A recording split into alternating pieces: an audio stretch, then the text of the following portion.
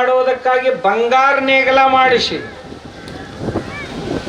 ಎತ್ತುಗಳಿಗೆ ಹೂಡಿಸಿ ಅವನಿಗೆ ಮಡಿಕೆ ಹೊಡ್ಯಕ್ಕೆ ಕಲಿಸಿದ್ರು, ನೇಗಲ ಹೊಡ್ಯಕ್ಕೆ ಕಲಿಸಿದ್ರು. ಎಷ್ಟೋ ದಿನಗಳವರೆಗೆ ಕೃಷಿ ಕೆಲಸ ಮಾಡಿದ್ದ ಛತ್ರಪತಿ. ಯಾಕೆ? ರೈತನ ಸುಖ ದುಃಖಗಳು ಗೊತ್ತಿರಲಿ ಈ ಮಗುವಿಗೆ. ಅವ್ರ ತಾಯಿ ಅಪೇಕ್ಷೆ ಈ ಮಗುವಿಗೆ ಗೊತ್ತಿರಲಿ. ರೈತನ ಸುಖ ದುಃಖಗಳು ಗೊತ್ತಿರದೇ ಇದ್ರೆ ಈ ಮಗು ಮುಂದೆ ರೈತರಿಗೆ ಸಹಾಯ ಮಾಡ್ಲಿಕ್ಕೆ ಸಾಧ್ಯ ಇಲ್ಲ ಅಂತ ಮೊದಲು ಒಳ್ಳೆ ಕೃಷಿಕನನ್ನಾಗಿ ಮಾಡಿದ್ಲು ತಾಯಿ. ಆ ನಂತರ ರಾಜನೀತಿಯ ಸಂಸ್ಕಾರಗಳನ್ನು ಕೊಟ್ಟರು. ಶಿವಾಜಿಯ ವೈಶಿಷ್ಟ್ಯ ಏನು ಅಂದ್ರೆ ಶೌರ್ಯ ಮತ್ತು ಸಜ್ಜನತೆ ಇವೆರಡು ಒಂದೇ ಕಡೆ ವಾಸವಾಗಿರೋದು ಬಹಳ ಕಷ್ಟ. ಯಾವನಲ್ಲಿ ಶೌರ್ಯ ಇರುತ್ತೆ ಅವನಲ್ಲಿ ಸಜ್ಜನಿಕೆ ಅಭಾವ ಇರುತ್ತೆ. ಯಾವಾತ ಸಜ್ಜನನಾಗಿರ್ತಾನೋ ಅವನಲ್ಲಿ ಶೌರ್ಯದ ಅಭಾವ ಇರುತ್ತೆ. ಆದರೆ ಈ ಎರಡೂ ಸಹಿತ ಹುರಿಗೊಂಡದ್ದು ಎಲ್ಲಿ ಅಂದ್ರೆ ಛತ್ರಪತಿ ಶಿವಾಜಿಯಲ್ಲಿ. ಅವನಲ್ಲಿ ಶೌರ್ಯವೂ ಇತ್ತು, ಸಜ್ಜನಿಕೆಯೂ ಇತ್ತು. ಒಂದು ದಿವಸ ಕೂತಿದ್ದ ಇವನ ಬಾಲ್ಯದ ಗೆಳೆಯನಾದಂಥ ತಾನಾಜಿ ಮಾಲುಸರೆ, ನರವೀರ್ ತಾನಾಜಿ ಮಾಲುಸರೆ. ಇವನ ಬಾಲ್ಯದ ಗೆಳೆಯನೂ ಹೌದು, ಇವನ ಸೇನಾಪತಿಯೂ ಹೌದು. ತನ್ನ ಮಗನ ಮದುವೆಯ ಲಗ್ನ ಪತ್ರಿಕೆಯನ್ನು ತಂದು ಕೊಡ್ತಾ ಇದ್ದ.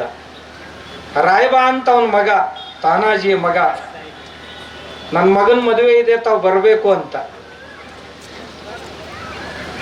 ಛತ್ರಪತಿ ಹೇಳಿದ, ನಿನ್ನ ಮಗನ ಮದುವೆ ನೆರವೇರ್ಲಪ್ಪ, ನಮ್ಮ ಶುಭಾಶಯಗಳು, ನಾನು ಬರ್ಲಿಕ್ಕೆ ಆಗೋದಿಲ್ಲ. ಯಾಕೆ ಅಂದ್ರೆ ನಾನು ಕೊಂಡಾಣ ಕಿಲ್ಲೆಯನ್ನು ವಶಪಡಿಸ್ಕೊಳ್ಳಿಕ್ಕೆ ಹೊರಟಿದ್ದೀನಿ ಅಂದ. ತತ್ಕ್ಷಣ ತಾನಾಜಿ ಮಾಲುಸರಿ ಅಂದ, ನಾವೆಲ್ಲ ಜೀವಂತ ಇರುವಾಗ ನಮ್ಮ ರಾಜ ತಾನೇ ಹೋಗ್ತಾ ಇದ್ದಾನ, ಕೋಟೆ ವಶಪಡಿಸಿಕೊಡ್ಲಿಕ್ಕೆ ಸಾಧ್ಯ ಇಲ್ಲ. ನೀವಿಲ್ಲೇ ಇರ್ಬೇಕು, ನಾನು ಹೋಗ್ತೀನಿ ಅಂದ. ಅಲ್ಲ, ಮನೆಯಲ್ಲಿ ಮಗನ ಮದುವೆ ಇದೆ ಅಂದ. ಮಗನ ಮದುವೆ ಬಂದಿಂದ ಆಕೈತಿ ಅಂದ. ಮೊದಲು ಕೋಟೆ ಮದುವೆ ಮಾಡ್ತೀನಿ, ಆಮೇಲೆ ಮಗನ ಮದುವೆ ಮಾಡ್ತೀನಿ ಅಂದ. ಜೀಜಾವನ ಹತ್ರ ಹೋದ, ಮಗನ ಮದುವೆ ಇದೆ ಅಂದ. ಹೌದಪ್ಪ, ಹೋಗಿ ಮದುವೆ ಮಾಡಿ ನೀನು, ಶಿವಾಜಿ ಹೋಗಿ ಕೋಟೆ ಗೆದ್ದು ಬರ್ತಾನ ಅಂತ.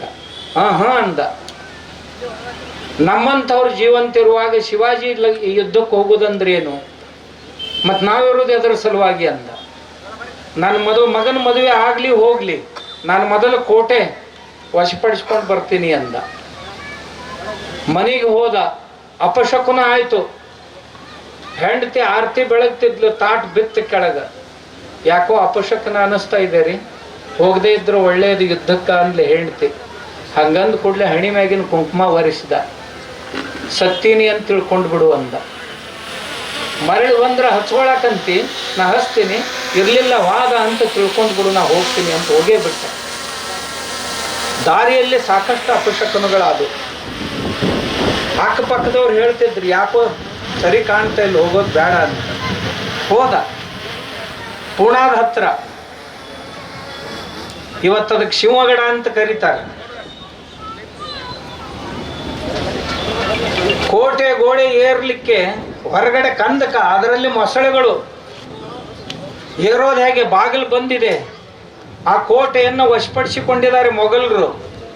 ಉದಯ ಭಾನೆ ಅಂತಕ್ಕಂಥ ಒಬ್ಬ ರಾಜಸ್ಥಾನದವನು ಮೊಘಲರ ಸೇನಾಪತಿಯಾಗಿ ಬಂದು ಕಬ್ಜಾ ಮಾಡ್ಕೊಂಡು ಕುಂತಿದ್ದ. ಕೋಟೆಯನ್ನು ಹೊರಗಿಂದ ಏರಿ ಒಳಗಿಳಿದು ಯುದ್ಧ ಮಾಡ್ಬೇಕು ಅವ್ರ ಜೊತೆ. ಆಗಿನ ಕಾಲದಲ್ಲಿ ಮೊಸಳೆಗಳನ್ನ, ಸಣ್ಣ ಸಣ್ಣ ಮೊಸಳೆಗಳನ್ನ ಸಾಕಿರ್ತಿದ್ರು. ಮೊಸಳೆ ಸೊಂಟಕ್ಕೆ ಹಗ್ಗ ಕಟ್ತಿದ್ರು, ಕೋಟೆಗೋಡಿ ಮ್ಯಾಗ ಹೋಗಿತಿದ್ರು. ಮೊಸಳೆ ಗಟ್ಟಿಯಾಗಿ ಹಿಡಿತಿತ್ತು, ಸೈನಿಕರು ಅದಂತ ಏರ್ತಿದ್ರು ಹಿಡ್ಕೊಂಡು. ಅವನ ಹತ್ರ ಒಂದು ಘೋರ್ಪಡಿ ಇತ್ತು, ಇದೇ ಮೊಸಳಿನೇ ಇತ್ತು, ಯಶವಂತಿ ಅಂತ. ಆ ಯಶವಂತಿ ಅನ್ನುವ ಘೋರ್ಪಡಿ ಅಂದ್ರೆ ಮೊಸಳೆಗೆ ಒಗದ, ಅದು ಹಿಡಿಲಿಲ್ಲ, ಬಿಡ್ತು. ಸಿಟ್ಟಿಗೆ ಬಂದ, ಯಶವಂತಿ, ಒಂದು ವೇಳೆ ಗೋಡೆ ಹಿಡಿಲಿಲ್ಲ ಅಂತಂದ್ರೆ ನಿನ್ನ ಕತ್ತರಿಸಿ ಹಾಕ್ತೀನಿ ಅಂದ. ಏನು ತಿಳಿತು ಏನೋ ಗೊತ್ತಿಲ್ಲ, ಅದು ಗಟ್ಟಿಯಾಗಿ ಹಿಡಿತು. ನರವೀರ್ ತಾನಾಜಿ ಮಾಲುಸರೆ ಕೋಟೆಯನ್ನು ಏರಿದ ಹೊರಗಿನಿಂದ. ಅವ ಹೋಗಿ ಹಗ್ಗ ಗಟ್ಟಿಯಾಗಿ ಕಟ್ಟಿದ. ಎಲ್ಲ ಸೈನಿಕರ ಮೇಲೆ ಬಂದರು. ಒಳಗಡೆ ಇಳಿದ್ರು ಎಲ್ಲರೂ.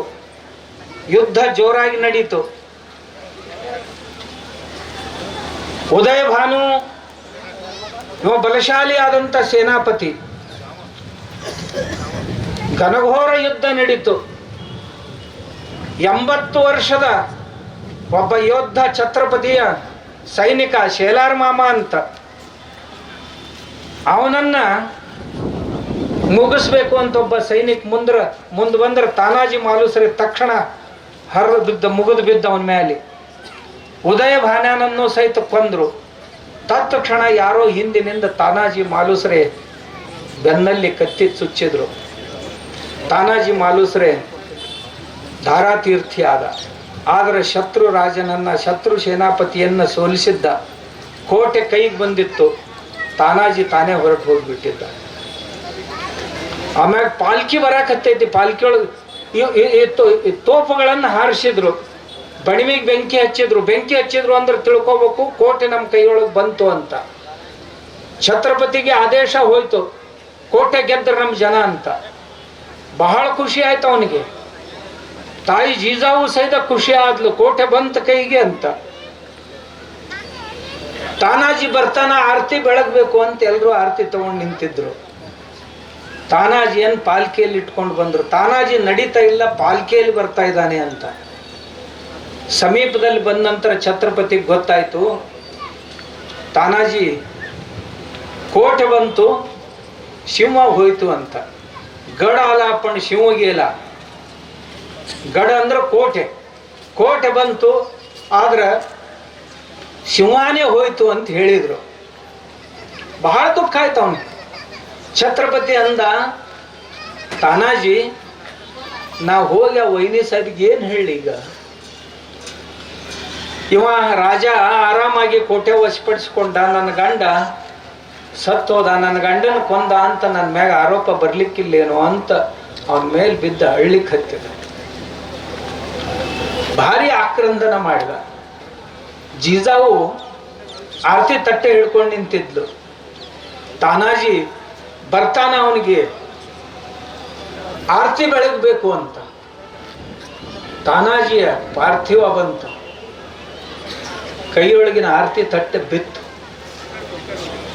ಸಣ್ಣ ಮಗುವಿನಂತೆ ದುಃಖ ಮಾಡಿದ್ಲು ಜೀಜಾವು. ನನ್ನ 2 ಕಣ್ಣಿನೊಳಗೆ ಒಂದು ಕಣ್ಣ ಹೋಯ್ತಲ್ಲ ಅಂತ.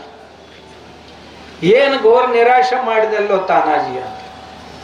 ಕೋಟೆ ಹೋಗಿದ್ರೆ ಮತ್ತೊಂದು ಸಾರಿ ಗಳಿಸ್ಲಿಕ್ಕೆ ಬರ್ತಿತ್ತಪ್ಪ, ಆದ್ರೆ ನಿನ್ನ ಮರಳಿ ತರ್ಲಿಕ್ಕೆ ಆಗ್ತೈತೇನು? ನಮಗ ಕೋಟೆ ಮಹತ್ವದ ಅಲ್ಲೋ, ಸೈನಿಕರ ಮಹತ್ವ. ಆದ್ರೆ ಇತಿಹಾಸದೊಳಗ ನರವೀರ್ ತಾನಾಜಿ ಮಾಲುಸರೆ ಅಂದ್ರ ಎಂದೂ ಸಹಿತ ಇಂಥವ್ರಿದ್ರು ಅಂತ ತಿಳ್ಕೊಂಡು ಛತ್ರಪತಿ ಆದ. ಇಂಥ ಜೀವಕ್ಕೆ ಜೀವ ಕೊಡೋರು ಇರ್ಲಿಲ್ಲ ಅಂದ್ರೆ ಆಗ್ತದೆ. ರನ್ ಟಿವಿ ನ್ಯೂಸ್ ವಿಡಿಯೋಸ್ ನೋಡಲು ಸಬ್ಸ್ಕ್ರೈಬ್ ಮಾಡಿ, ಬೆಲ್ ಐಕಾನ್ ಪ್ರೆಸ್ ಮಾಡಿ.